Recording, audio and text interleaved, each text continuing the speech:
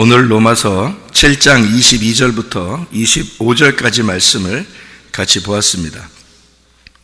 여기에 하나님의 법이 나오고 또 다른 법이 나오고 그게 죄의 법이다, 이런 이야기가 되어 있습니다.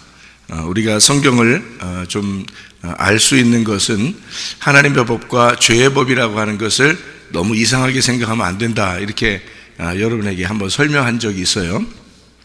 왜냐하면 로마서 8장에 보면 이어져 내려오는 그 말들이 이런 말들이에요. 생명의 성령의 법, 이렇게 나오고요. 죄와 사망의 법, 이렇게 되어 있거든요. 그러니까 생명의 성령의 법이 죄와 사망의 법에서 너를 해방했다, 이렇게 나와 있어요. 그러니까 이 두 가지는 같이 연결되어 있는 말씀이라 그런 얘기죠. 이게 7장하고 같이 연결되어 있는 말씀. 그러니까 죄와 사망의 법이라고 하는 건 이 바울이, 특별히 바울이라는 사람이 뭐에 막 아주 찌들어서 힘들어 했었어요. 율법이라는 것에 아주 찌들어서 힘들어 했었어요. 예수님을 만나고 나니까 자기가 알고 있던 율법이 좋은 게 아니었구나라는 것을 깨달았어요. 그래서 그거를 이제 예수님이 너무 좋으니까 이쪽 반대 자기가 알고 있었던 이 율법을 아주 나쁘게 소개를 한 거예요. 그러니까 그렇게 소개했다고 해서 이걸 나쁘다 이렇게 표현할 수 있는 건 아닌데, 율법이 나쁜 게 아니거든요. 율법은 좋은 거예요. 그런데 바울 입장에서는 그 율법 때문에 사람도 죽이고 그 율법 때문에 자기가 힘들게 주님 만나서 힘든 마음을 가지고 있었어요.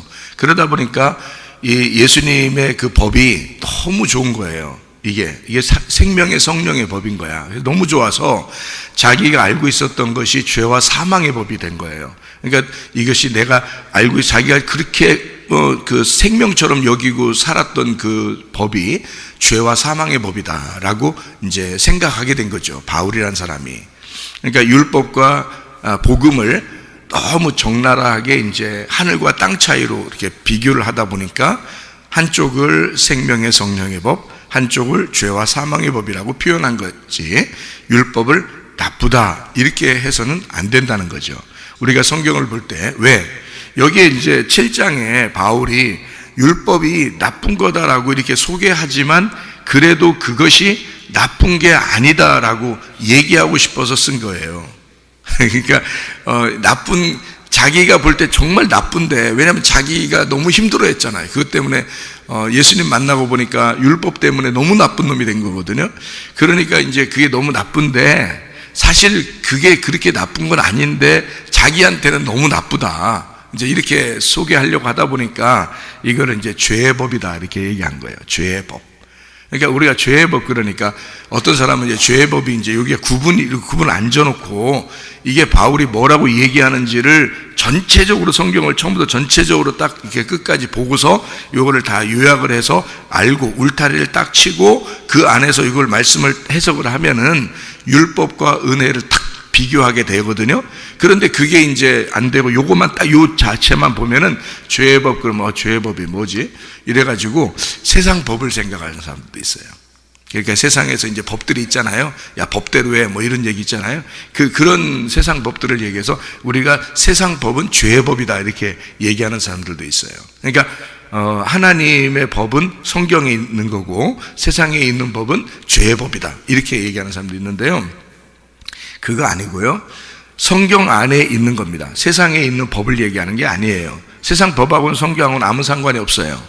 성경 안에 있는 구약과, 쉽게 얘기해서 구약과 신약으로 말하면 구약에 있는 율법을 죄와 사망의 법이다, 또는 신약에 있는 이 하나님의 그 말씀, 그 주님의 말씀을 생명의 성령의 법이다, 이렇게 구분해서 나누어 놓은 거고요.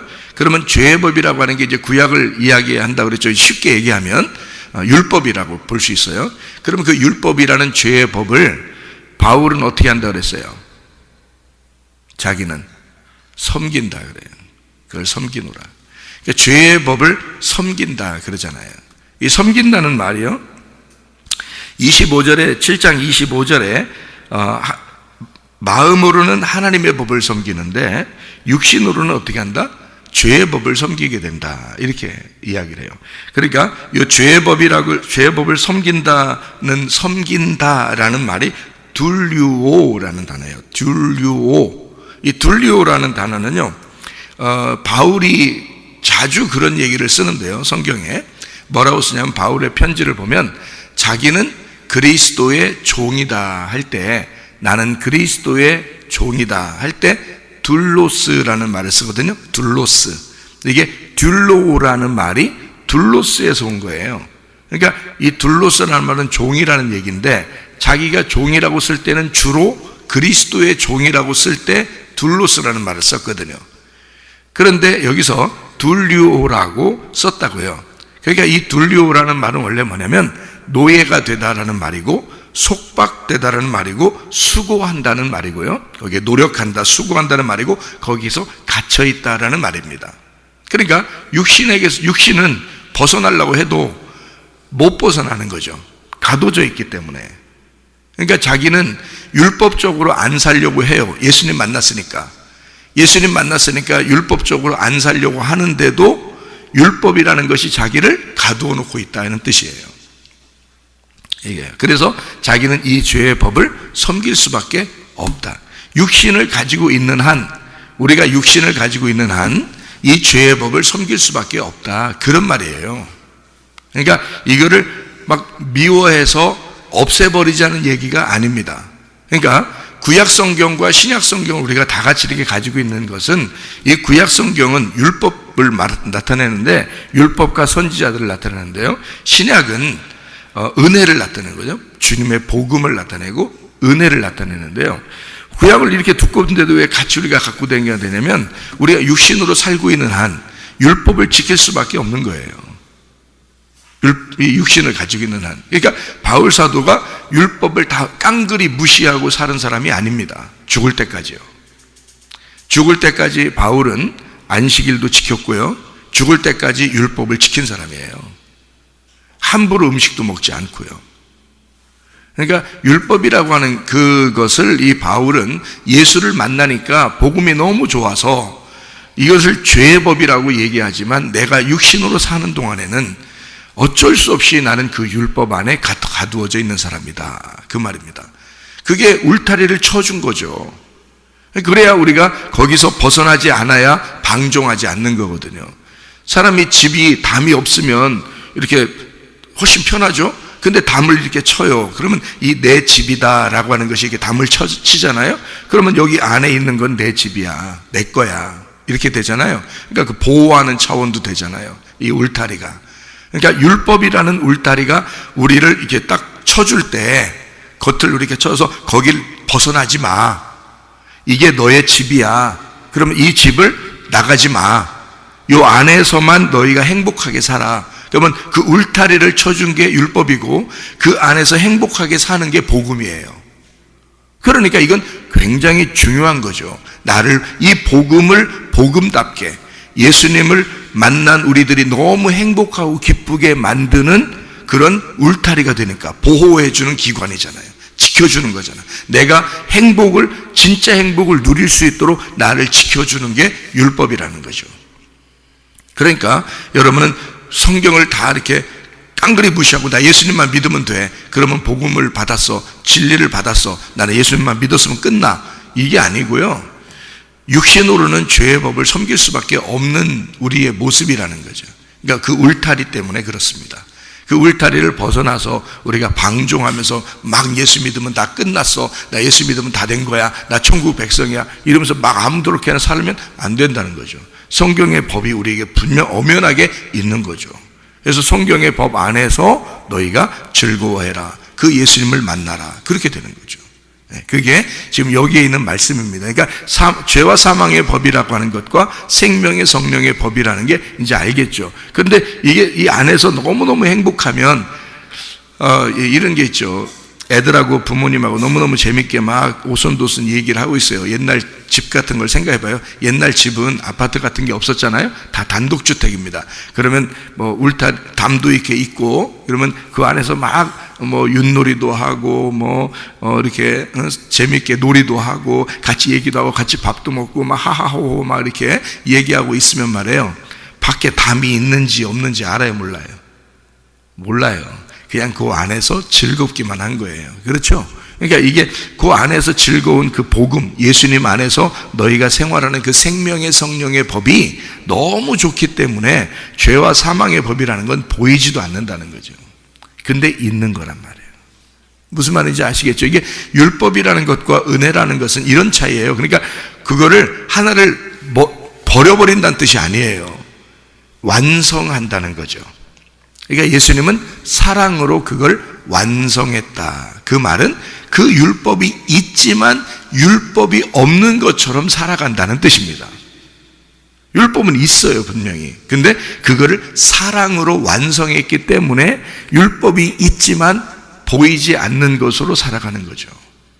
그러니까 주님만 바라보며 사는 거예요. 주님만 바라보며. 그러니까 다른 법이 필요 없어요. 어떤 사람 보면 법 없이 산다 그런 말이 있죠. 그 사람한테는 법이 필요 없어요. 왜냐하면 그 사람 자체가 법이 자기를 저촉할 만한 행동을 하지 않잖아요.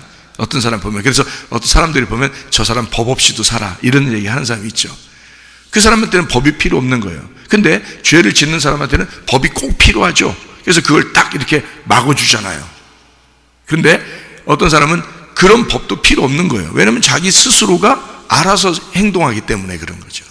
그러면 주님과 우리가 사랑을 나누는 생명의 성령의 법, 사랑의 법 안에서 행복하게 지내게 되면, 그리고 그 주님만 바라보고 교회만 바라보고 말씀만 바라보고 이렇게 살아가는 사람은요, 울타리라는 이것이 안 보여요. 그게 의미가 없다고. 그 율법이라는 자체가, 죄와 사망의 법이, 죄의 법이 의미가 없어요. 있는데 의미가 없다고, 우리한테는. 그걸 사랑의 줄로 매인 사람이다. 신랑의 사랑을 톡톡히 받는 사람이다. 신랑만 바라보면서 생활하는 사람이다. 이렇게 되는 거죠. 그러니까 그 안에서, 집 안에서 행복하기 때문에 담이 보이지 않는다는 얘기입니다. 무슨 말인지 아시겠죠? 이게 이제 율법과 은혜의 차이다. 이런 복음으로 우리가 살아야 된다는 말이 그런 말이에요. 율법이 없어서가 아니에요. 율법은 항상 우리가 죽을 때까지 율법이 있어요. 율법을 버리는 게 아니에요. 사랑으로 완성했고 행복한 것, 너무 행복하기 때문에 완성되어 있는 거예요. 그게 주님과 우리와의 관계란 말이죠. 그러니까 사명자들은 주님을 경험했어요. 만났어요. 그러니까 그 주님을 알아. 그 주님의 마음을 알아. 돌아온 탕자가 아버지의 마음을 아는 것처럼. 그러니까 아버지가 그때부터는 일을 안 시켜. 일을 안 시킨다고요. 아들이 알아서 일을 한다고요. 무슨 말인지 알아요? 돌아온 탕자가 일을, 아버지가 아침에 몇 시에 일어나? 저녁에 몇 시에 자라? 너 밭에 나가서 몇 시부터 몇 시까지는 밭에 나가서 일하고 몇 시부터 몇 시까지는 논에 가서 일해라. 이렇게 시키겠냐고요. 안 시켜요. 돌아온 탕자는 아무것도 안 시켜요. 그 돌아온 탕자가 아버지를 위해서 어떻게든지 섬기는 거예요. 그게 사랑의 섬김이잖아요. 사랑의 섬김이에요. 나갈 때 탕자의 그 모습보다 훨씬 더 힘든 거예요. 섬기는 게.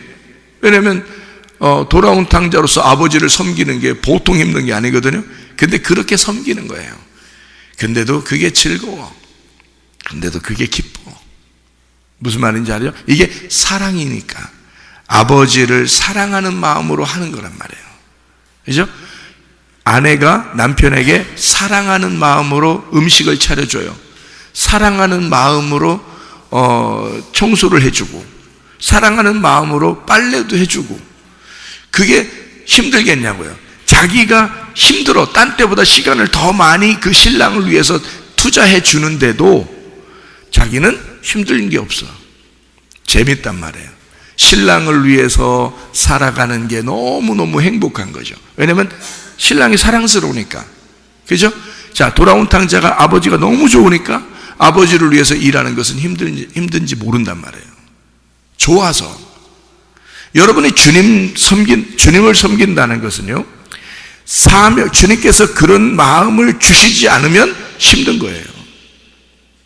그런 마음을 주시지 않으면 율법입니다, 다. 그러니까 율법이니까 힘들죠. 여기서 그 곤고한 자다 이렇게 말했는데요, 슬프고 고통스럽고 곤고한 자라는 말인데, 이 바울이 그 어떤 게 있냐면 로마의 법에는요, 죽은 사람을 사형시킬 때, 어떤 사람을 사형시킬 때 죽은 사람을 이 사형수에다가 이 사형시킬 때까지 어떤 죽은 시체를 갖다가 그 사람에게 묶어놓는 그 형법이 있었대요. 형벌이.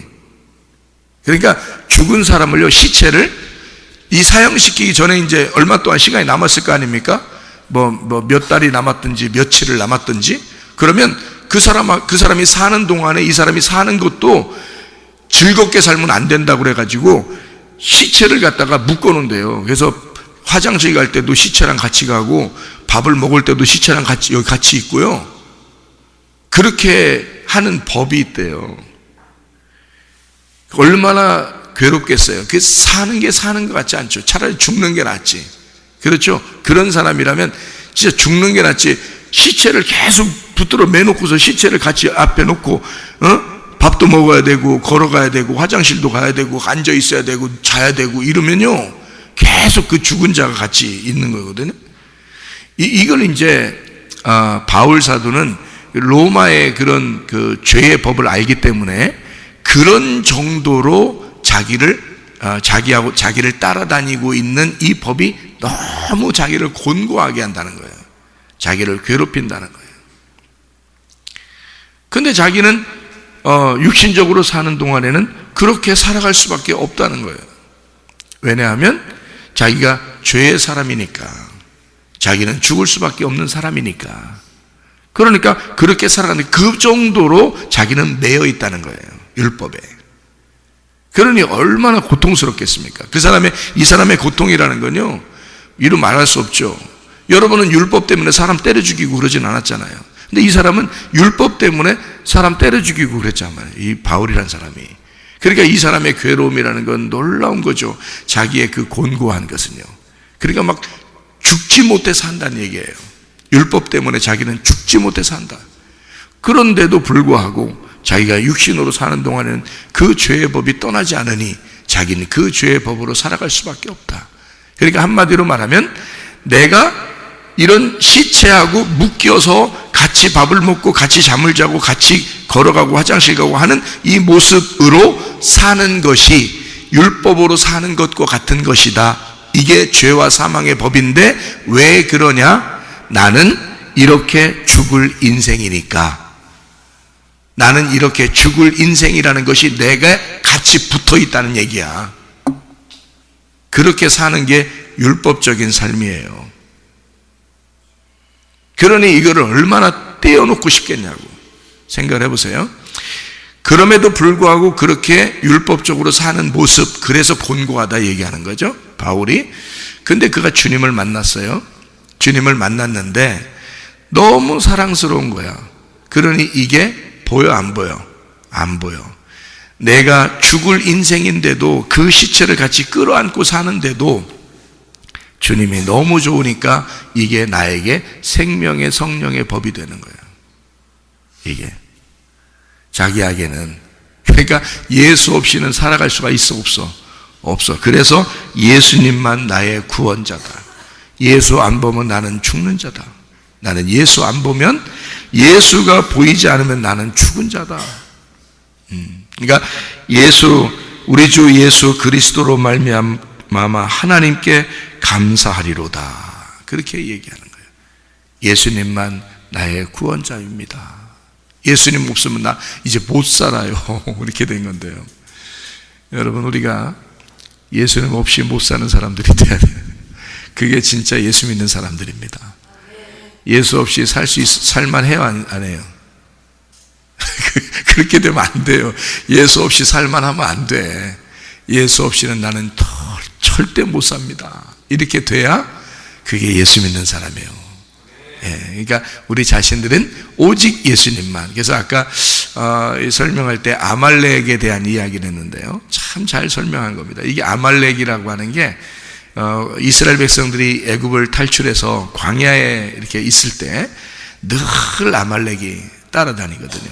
그 아말렉이 아말렉이 가나안 땅 들어갔는데도요, 아말렉이 따라다닙니다. 그러니까 이 아말렉은 우리의 인생에서 지긋지긋하게, 내가 벗어내고 싶지만 지긋지긋하게 따라다니는 게 아말렉이란 말이에요. 그러니까 하나님은 네가 죽을 때까지 내가 너하고 싸워줘야 된다, 이런 얘기. 그거를 이제 약속이죠. 이렇게 약속한 게 출애굽기 17장이에요. 아말렉과의 전투에서 승리하게 되고 모세는 뭐라고 이제 고백을 하게 되냐면 여호와 니시 이렇게 고백합니다. 여호와의 승리, 여호와가 승리하셨다. 여호와 니시가 누구예요? 그럼 예수님입니다. 여호와 니시, 여호와 샬롬도 예수님이죠. 평화를 주시는 분도 평화가 예수님이에요. 여호와의 그 승리가 예수님입니다. 그러니까 주님이에요. 그러니까 그 예수님이 승리하셨다는 거죠. 싸우는 거를 누가 싸우면 밑에서 여호수아가 싸우고 위에 산 꼭대기에서는 모세가 두 손을 높이 들고 기도합니다. 이게 중보기도를 얘기하는 건데요. 산 꼭대기 올라갔으니까 부활 승천입니다. 그래서 중보기도, 우리를 위해서 대신 중보기도하시고 지금도 기도하시는 주님을 의미하는 거예요. 그리고 밑에서는 여호수아가 싸우죠. 여호수아가 예수님입니다. 우리가 싸우는 게 아니에요. 여호수아가 싸우고 승리하는 거죠. 모세는 위에서 기도하고 있고요. 그러니까 부활 승천하신 주님은 우리를 위해서 기도하고 계시고 지금도 기도하고 계시고 그 주님 없이 우리 못 살아요. 밑에서 우리를 위하여 아말렉을 대하여 싸우시는 분이 여호수아고 예수님이십니다. 그러니 그 아말렉이 뭐라고요? 육체, 바로 나란 말이에요. 바로 내가 끌어안고 사는 죽은 자와 같은 육신, 내가 같이 있는 나하고 묶여있는 그 육신, 그 죄악을 가진 아말렉, 내가 그거를 지긋지긋해서 떨어뜨리고 싶어도 그 아말렉은 끝까지 나를 따라오는 그 아말렉 말입니다. 그것을 닥치는 대로 싸워서 승리하고 쳐부신 사람이 다윗이고요. 그 완전히 다윗이 아말렉만 나왔다면 무조건 다 죽여버리거든요. 사울은 아말렉을 살려줘요. 승리를 못했단 말이에요. 사울은 실패하고요. 사울 왕은. 다윗은 아말렉만 나오면 조그만 놈이든 큰 놈이든 다 죽여요. 아말렉만 나오면 다윗은 승리했어요. 다윗이 승리하고 난 다음에 솔로몬을 통해서 세워진 게 성전이에요. 그러니까 여러분, 우리 안에서 아말렉이 늘 우리를 따라다닌다고요. 죄의 법과 같이 막 끈질기게 내가 떨어뜨리고 싶어도 막 따라오는, 그래서 우리는 육신 가운데 사는 사람들은 아말렉과 더불어 사는 거거든요. 늘. 그러니까 이거는 죄와 사망의 법이 필요한 거죠. 그것을 통해서 내가 시체라는 것을 깨닫고 내가 이 땅에서 땅의 소망을 가지고 살면 난 아말렉이요, 나는 시체에 불과하구나. 이럴 때 내가 예수가 필요하다. 내게 생명의 성령의 법이 필요하다. 예수만이 나의 구원자시다. 예수만이 나의 승리자시다. 예수가 나를 반드시 승리하게 할 것이다. 예수가 내 대신 싸워서 승리하신다. 그 주님과 동행하다가 주님 만나시기를 바랍니다. 아멘. 기도하겠습니다.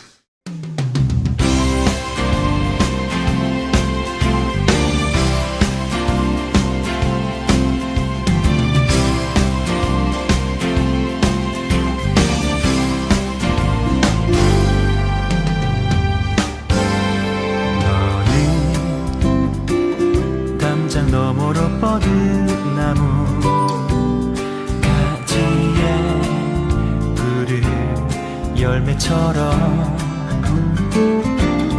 하나님의 귀한 축복이 삶에 가득히 넘쳐날 거야.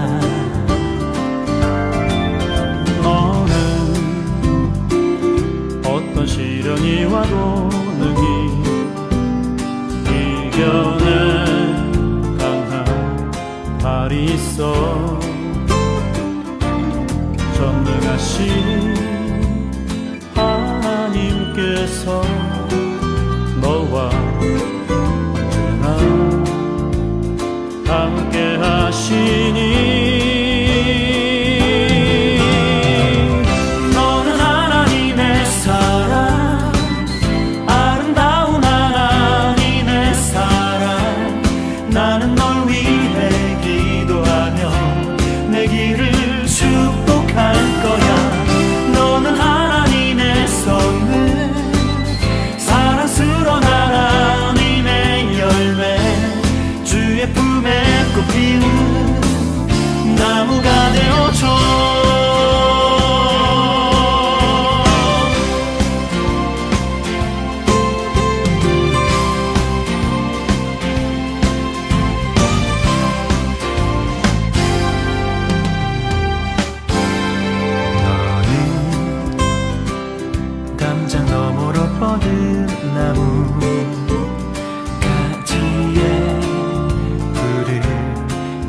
것처럼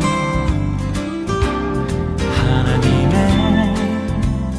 귀한 축복이 삶에 가득히 넘쳐날 거야. 너는 어떤 시련이 와도 능히 이겨낸 강한 발이 있어. 전능하신 하나님께서 너와 언제나 함께 하시니 너는 하나님의 사랑, 아름다운 하나님의 사랑.